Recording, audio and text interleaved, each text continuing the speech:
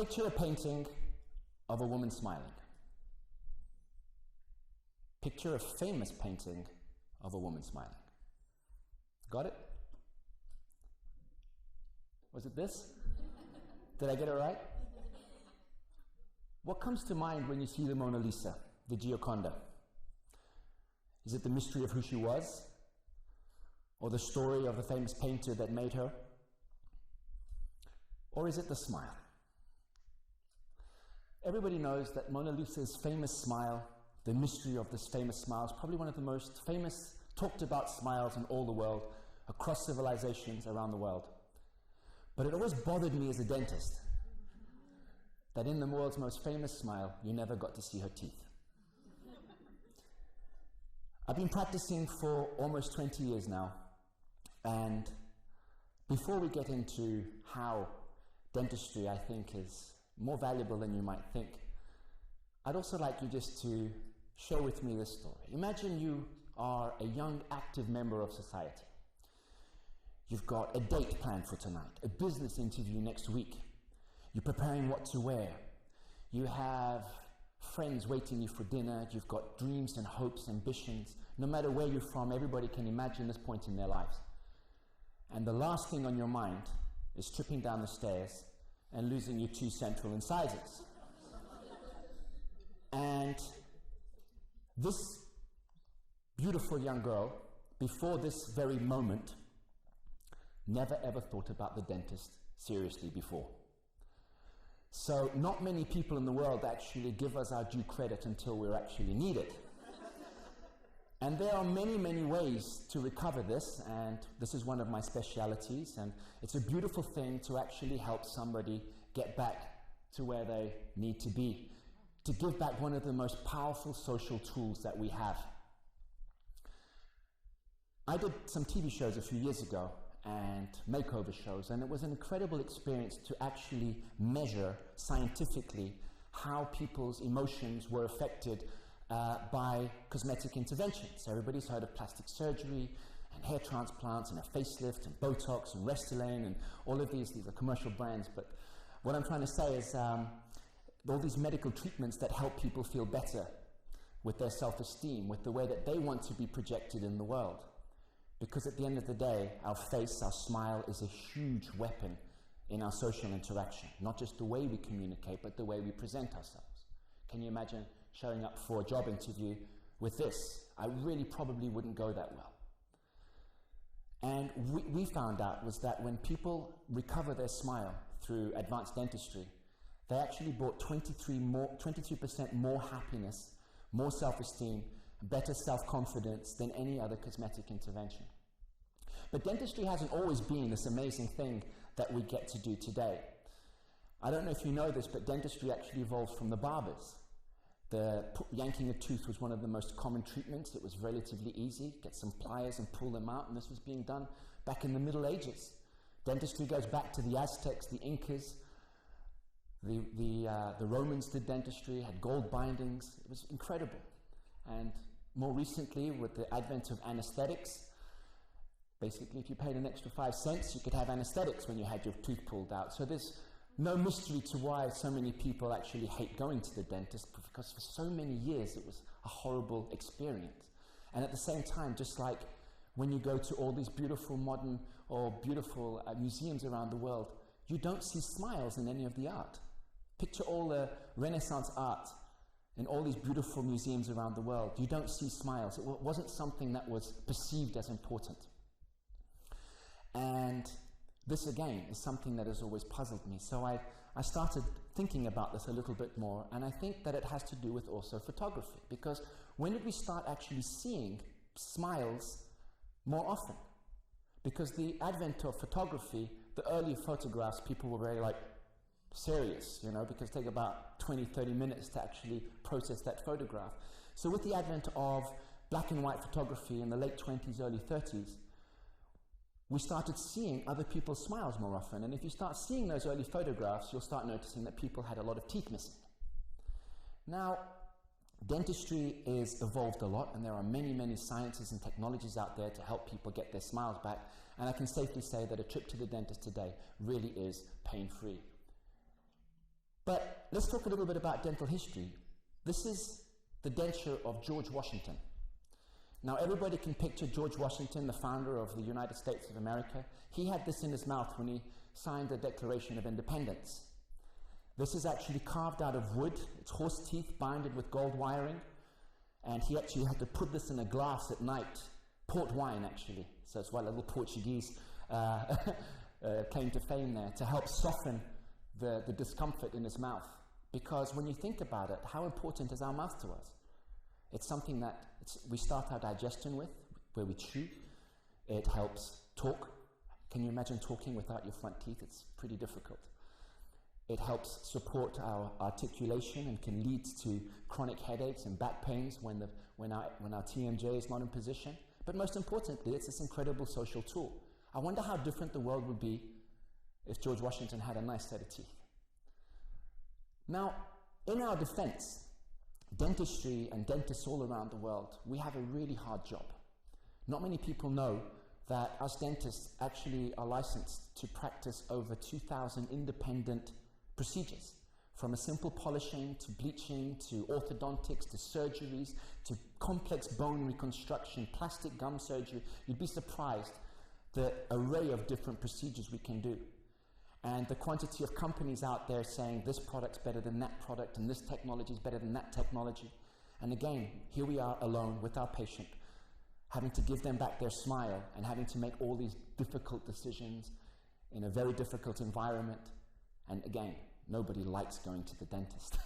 We have a tough time, and we really, really apply as much as we can to help you get back your smile.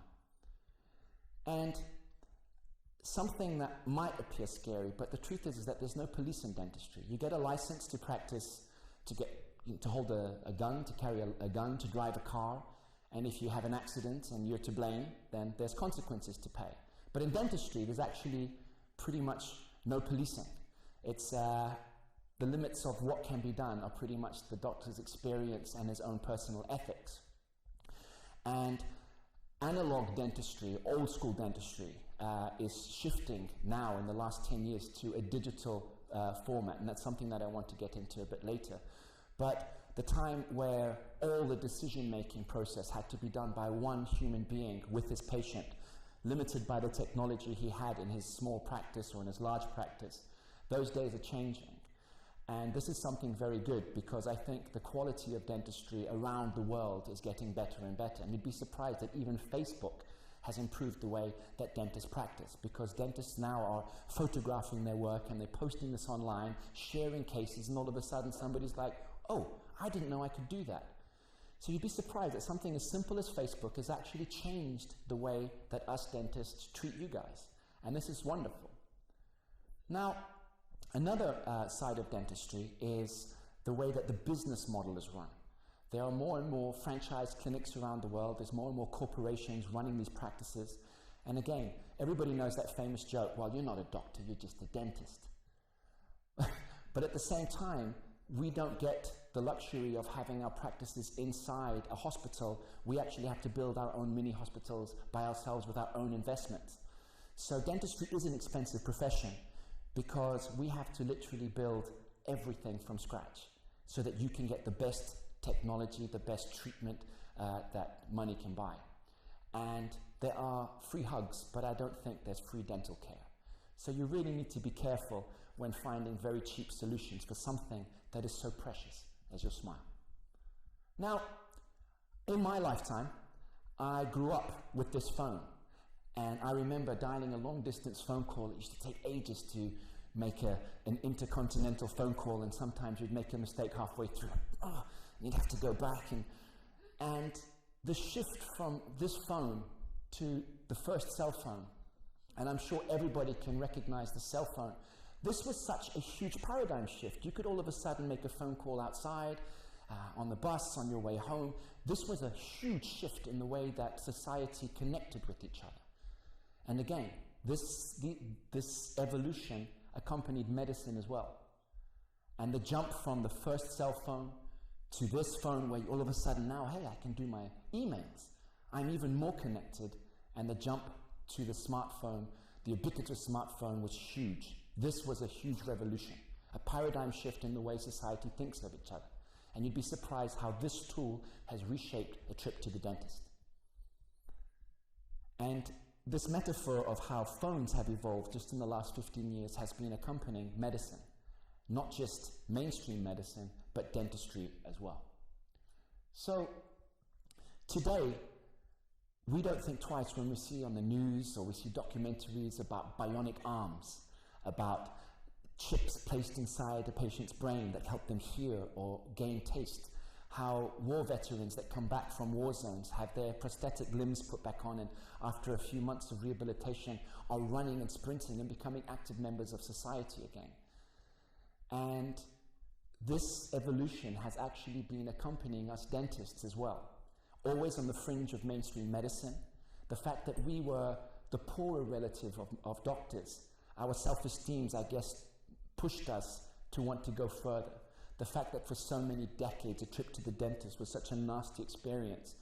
Collectively, around the world, companies and dentists and scientists have got together to develop really amazing technologies to soften the experience, to mitigate responsibility, to help, using the cloud, to help colleagues from Africa connect with dentists in Chicago and South Korea, and teams are coming together. So connection and connectivity is really changing the way that we actually practice.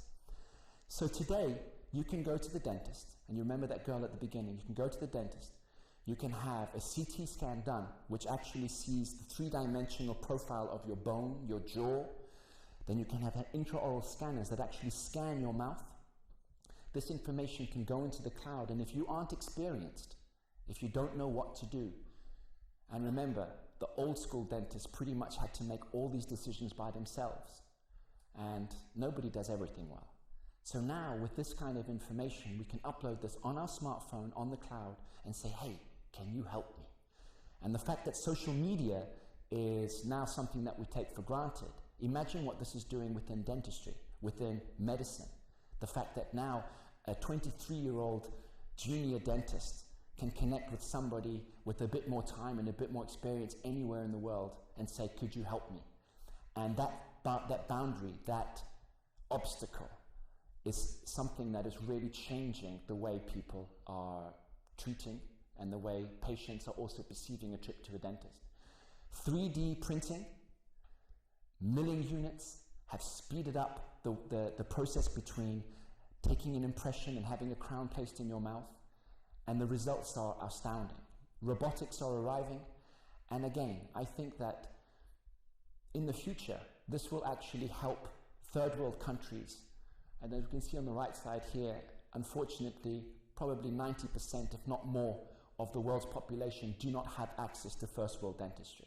They're still pretty much in the time of mid-last century, where sometimes even anesthetic aren't available. And nobody really thinks about this because just like the Mona Lisa effect, nobody really cares until it really matters. So the next time you go to a dentist, ask them about technologies, inspire them to rethink the way that things are going, and you might be surprised. And next time you have an accident or a problem, don't be scared to go to the dentist. And in the future, who knows, that art might change and we might start giving a little bit more value to one of the most important things we have, our smile. Thank you.